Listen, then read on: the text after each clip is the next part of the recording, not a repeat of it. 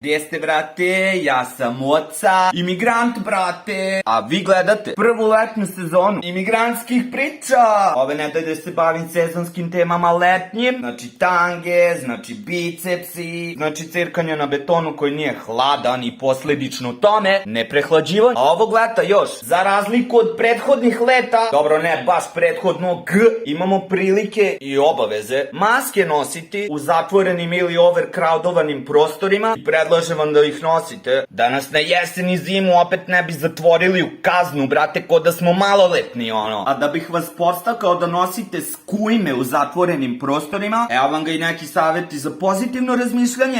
Znači, skontajte da je zdravo koristiti priliku dok je društveno prihvatljivo da nosite maske, da nosite maske. Zato što do sad, ako biste s maskom ušli u NPR dućan, tebra, mislim da se kaže STR dućan, i rekli, ovo je pljačka, svi bi se usrali, neko bi vas možda i nabo, možda bi se i Murija nekako pojavila, mistično, a ovog leta, ako uradite to, tebra, svi će da se smeju. I ahaha, i ahaha. A smejanje je zdravo. Kako drugima, tako i vama. Zato ne dajte, brate, telu da vam živi u nezdravlju i razmišljajte pozitivno, jer u zdravom duhu je zdravo.